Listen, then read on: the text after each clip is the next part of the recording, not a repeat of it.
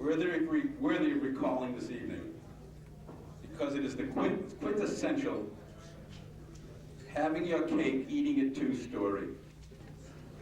In the mid-60s, O'Hara, Paul McCarthy, who couldn't be here tonight, and myself shared a house in North Arlington, about 2 miles from here.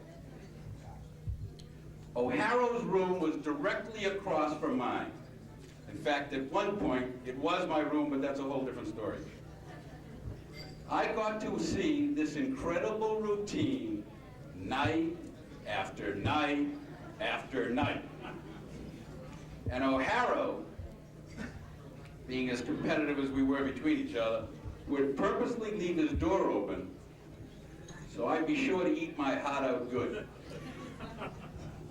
In those early days of Joppa, O'Hara had no employees, but he ran Washington parties, 2 or 3 of them a week. 1,000 to 2,000 people would attend each of these parties. They would pay $3 each.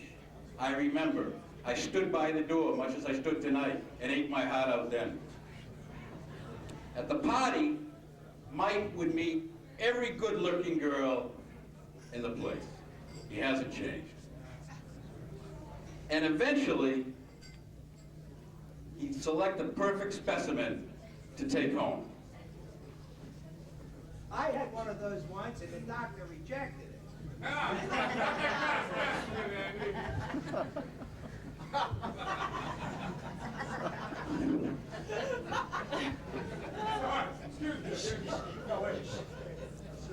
Once home, he would sit this starry-eyed beauty down at his bedroom desk and place the evening's cash receipts, $5,000 or $6,000, in front of her.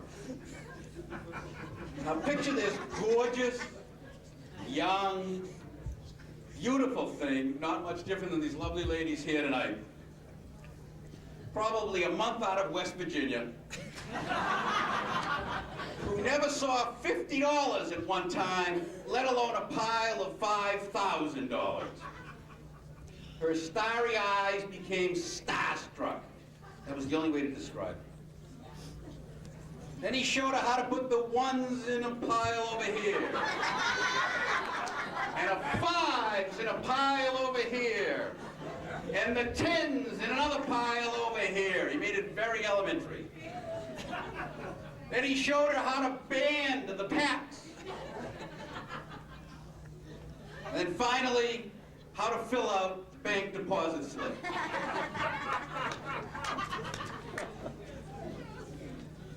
She feverishly went to work, while Michael excused himself. This is the same routine, night after night, 2 years. He would go to freshen himself up. It was a long night. He'd interviewed a lot of girls. He had to carry $6,000 home. At precisely the right moment, just as she finished the deposit slip, he reappeared in the room, clad in a bathrobe, showered, shaved, cologne. He would lay down on the bed, which was no more than 2 steps from the desk. O'Hara was always very efficient. He could do in 25 square feet what most men require 2,500 square feet to do it. In any event, after counting all that money, it had the effect of an aphrodisiac on the girl. And the sight and smell of O'Hara in bed on his back was much too much for her to resist, and they never did. And then, guys, you'll appreciate this, the ultimate luxury. Around 3 o'clock each morning, the girl would drive herself home in her own car. And what particularly vexed me all these years, the deposit slip invariably proved to be correctly added the next day. Now, a business which required no startup capital Listen to this back there, you might learn something. Quiet down for one moment, sir. A business that required no startup capital, none, which made $5,1965 each and every night. I believe in '65, $5,000 bought a vet, brand new, didn't it? Provided its 26-year-old owner, don't interrupt. No, excuse me. The 2 minutes is almost up. If you're using Jupiter time. Provided its owner, 26 years old at the time, with a fresh, young, naive, eager, new Washington arrival virtually every day. This was a truly unique business. In 1965, remember this, there were no single saloons, as there are today, and only Hugh Hefner had legitimately and successfully combined bachelorhood, business, and bimbos.